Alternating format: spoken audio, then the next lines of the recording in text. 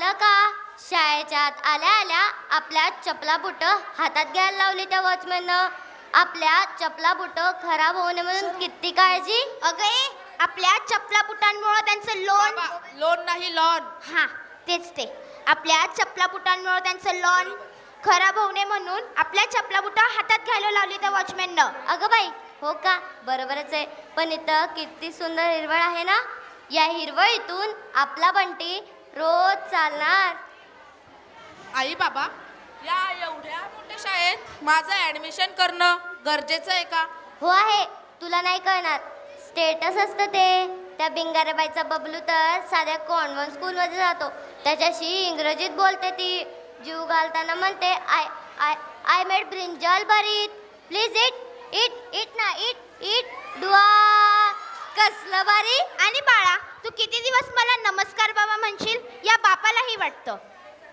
आपल्या पोरानं ते काय म्हणतात रे, व्हॉट्सअप डॅड. हा ते म्हणावं. नाहीतर काय. कसं वाटतं?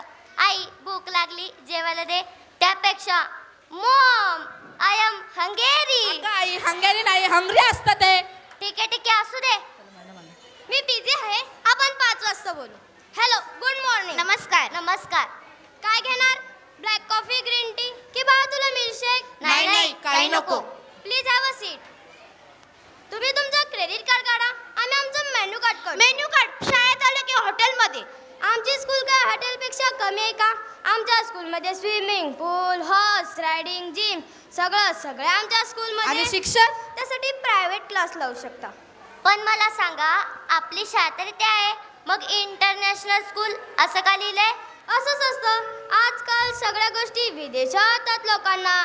टीव्ही, फ्रीज, अहो मराठी नाटक सुद्धा विदेश दौरा करून आल्याशिवाय आपल्याकडे चालत नाही. हो की नाही मोडे सर? बरं बाळा, मला तुझे नाव सांग.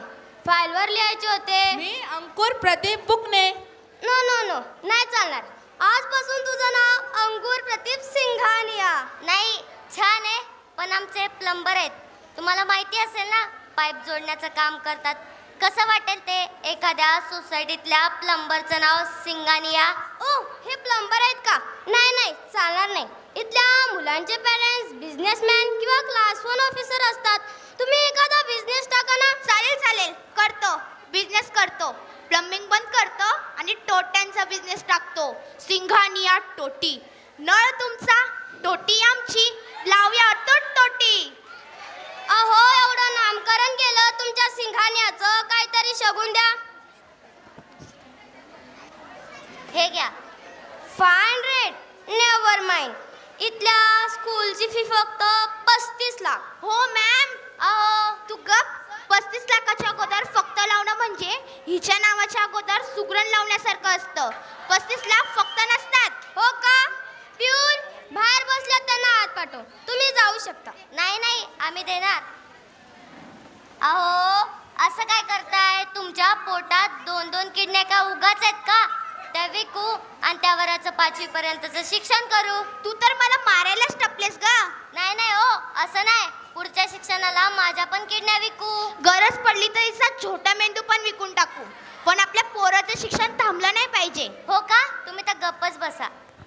बरं, आणि काय लागेल? बरं, दर आठवड्याला आमच्या स्कूलमध्ये ओपन हाऊस असतं. ओपन हाऊस म्हणजे parents teacher meeting. It's compulsory. हा तेही इंग्लिशमधूनच होते. पण आम्हाला इंग्लिश येत नाही. No problem. आम्ही स्पोकन इंग्लिशचा क्लास लावून देऊ.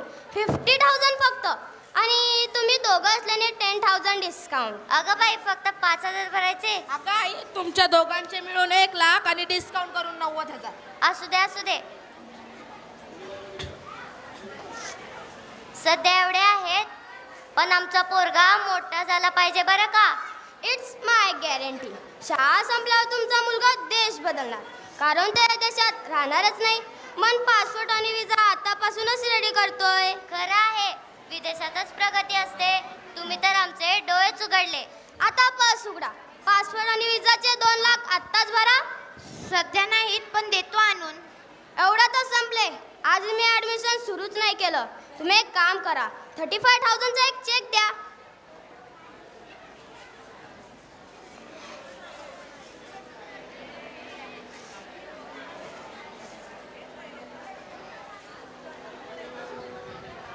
हे घ्या. आणि ॲन्युअल फीसाठी 50,000चा चेक.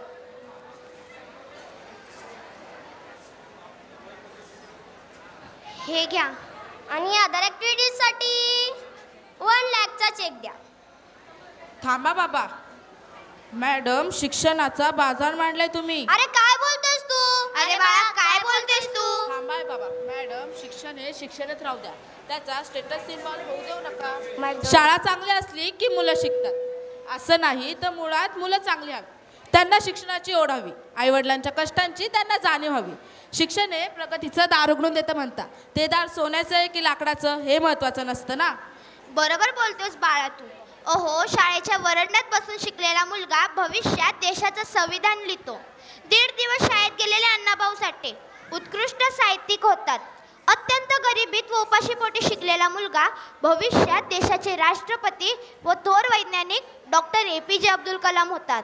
सुखसुविधा असलेली शाळा नाही तर ज्ञानाची भूक घडवणारी शाळा हवी. म्हणूनच मी साध्या शाळेत शिकेल. चला आई बाबा. येतो आम्ही. छान. मला माझा बिझनेस करू द्या. नेक्स्ट.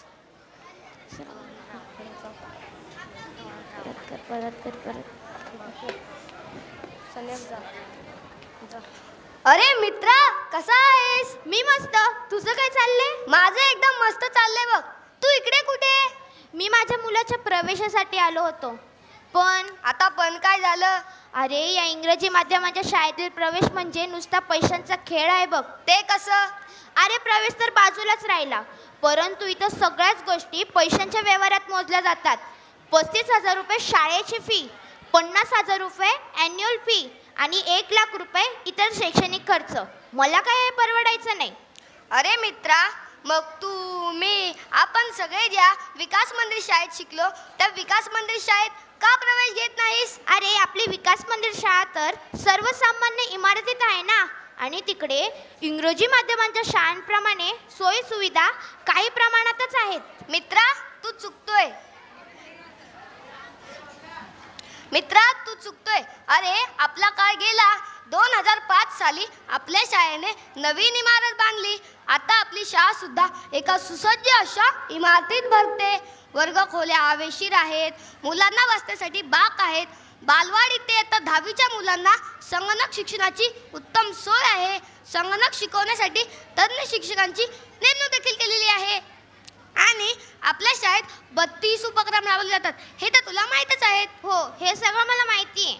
वक्तृत्व स्पर्धा, चित्रकला स्पर्धा, प्रश्नमंजुषा स्पर्धा, काव्यवाचन स्पर्धा, हस्ताक्षर स्पर्धा, पाडेपाटण स्पर्धा, भजन स्पर्धा, क्रीडा स्पर्धा. अरे बापरे, केवढ्या या स्पर्धा! अशा अनेक स्पर्धांच्या माध्यमातूनच विद्यार्थ्यांचा शारीरिक आणि बौद्धिक विकास केला जातो. स्पर्धा परीक्षकांची पूर्वतयारी होण्यासाठी स्कॉलरशिपचे वर्गही घेतले जातात आणि लेझिम सारखा पारंपरिक खेळही घेतला जातो. कराटे, नृत्य याचे देखील इथे वर्ग भरवले जातात. उल्हासनगरमधील मराठी माध्यमांच्या शाळांमध्ये सेमी इंग्रजीचा पॅटर्न सर्वप्रथम आपल्या शाळेने आणला. आणि हो, फक्त राबवला नाही तर तो यशस्वी करण्यासाठी गणित आणि विज्ञान हे विषय इंग्रजीतून शिकवण्यासाठी तज्ज्ञ शिक्षकांची नेमणूक देखील केलेली आहे. आणि आपल्या शाळेच्या संस्थेने गणित आणि विज्ञान हे विषय शिकवण्यासाठी मोठ्या मोठ्या तज्ज्ञ शिक्षकांची नेमणूक देखील केलेली आहे. आणि दुसरी बाजू तुला सांगितलीच नाही. कोणती? इंग्रजी माध्यमांच्या शाळांमध्ये आपण आपल्या पाल्यासाठी वर्षाला 1,00,000 ते 1.5 लाख रुपये भरतो, पण आपल्या शाळेत केवळ 1,500 ते 2,000 रुपये भरावे लागतात. म्हणजे वर्षाला 1,00,000 ते 1.5 लाख रुपये वाचतात. आणि तेच आपण आपल्या मुलाच्या नावाने ठेवले तर 12 वर्षात कमीत कमी 30 ते 35 लाख रुपये वाचतील. आणि तेच आपण आपल्या मुलाच्या उच्च शिक्षणासाठी वापरू शकतो. अगदी बरोबर आहे बघ तुझं. तुझ्या या सल्ल्याने माझे तर डोळेच उघडले. पण अजून एक गोष्ट सांगतो मित्रा, आपल्या शाळेत नियम आणि शिस्त यांना फार महत्त्व दिले जाते. आपला पाल्य नियमित शाळेवर येतोय की नाही, दररोज दिलेला गृहपाठ वेळेत पूर्ण करतोय की नाही यावर वर्ग शिक्षक व मुख्याध्यापक यांचे बारीक लक्ष असते. आणि या सर्व गोष्टींमुळेच इयत्ता 10वीचा निकाल सतत 100% लागतो आहे. पण हे सगळं तुला कसं माहिती? कारण मीही माझ्या मुलाचा प्रवेश आपल्या शाळेतच घेतला आहे. बरोबर, मी आताच आपल्या शाळेत जातो आणि माझ्या मुलाचा प्रवेश निश्चित करतो. अहो, तुम्ही मला पहिले का नाही सांगितलं की अशी शाळा आहे म्हणून? आपण आपल्या मुलाचा प्रवेश तिथेच निश्चित करू. ठीक आहे. सेमिंग्रीजेमुळे आपल्या पाल्याचे गणित व विज्ञान हे अधिक पक्के होते.